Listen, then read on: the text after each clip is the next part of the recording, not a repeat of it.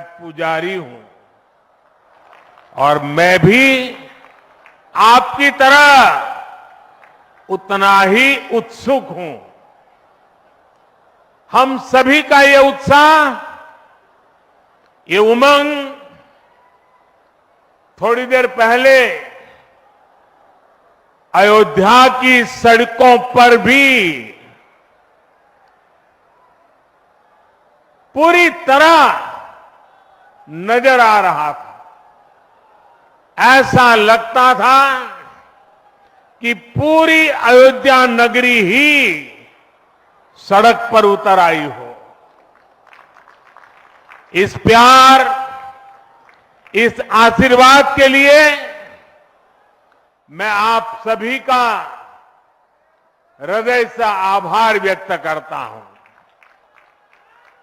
मेरे साथ बोलिए, सियावर रामचंद्र की, सियावर रामचंद्र की, सियावर रामचंद्र की। उत्तर प्रदेश की गवर्नर आनंदीबेन पटेल, यहां के लोकप्रिय मुख्यमंत्री योगी आदित्यनाथ जी, मंत्रिमंडल में मेरे सहयोगी ज्योतिरादित्य जी, अश्विनी वैष्णव जी, बीके सिंह जी, उत्तर प्रदेश के deputy CM Keshav Prasad Maurya ji, Brajesh Pathak ji, UP सरकार के अन्य मंत्रीगण, सभी सांसद और विधायकगण और विशाल संख्या में आए मेरे परिवारजनों, देश के इतिहास में 30 दिसंबर की यह तारीख बहुत ही ऐतिहासिक रही है। आज के ही दिन 1943 में नेताजी सुभाष चंद्र बोस ने अंडमान में झंडा फहराकर भारत की आजादी का जयघोष किया था। आजादी के आंदोलन से जुड़े ऐसे पावन दिवस पर आज हम आजादी के अमृत काल के संकल्प को आगे बढ़ा रहे हैं। आज विकसित भारत के निर्माण को गति देने के अभियान को अयोध्या नगरी से नई ऊर्जा मिल रही है। आज यहां 15,000 करोड़ रुपए से अधिक के विकास कार्यों का शिलान्यास और लोकार्पण हुआ है।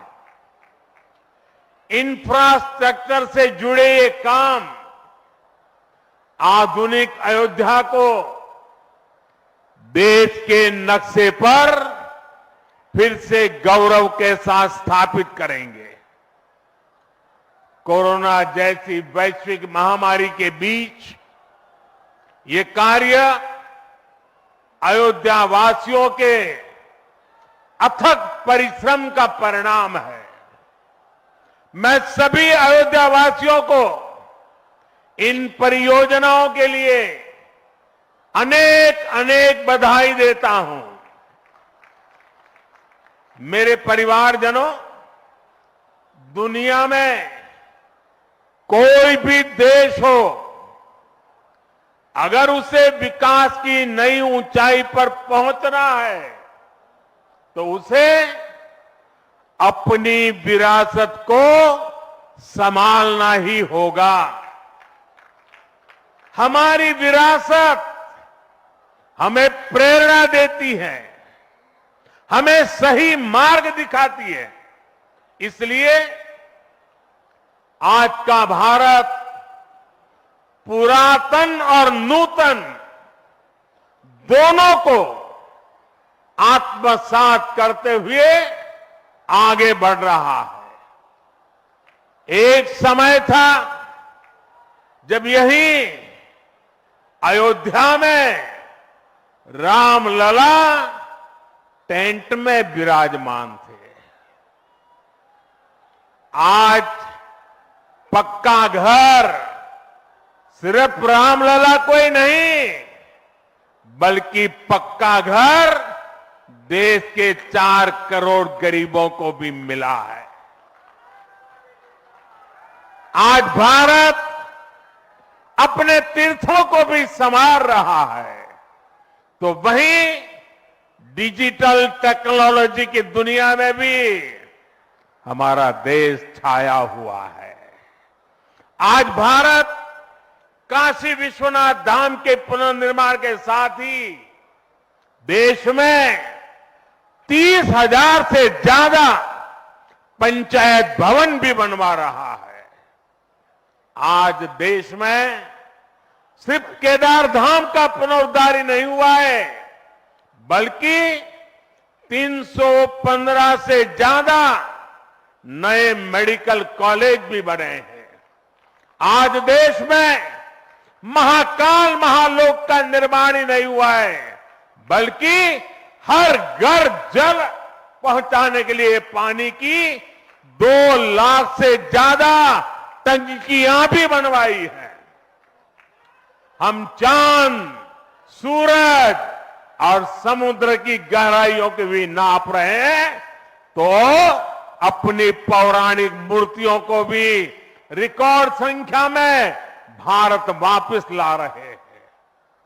आज के भारत का मिजाज यहां अयोध्या में स्पष्ट दिखता है। आज यहां प्रगति का उत्सव है, तो कुछ दिन बाद यहां परंपरा का उत्सव भी होगा।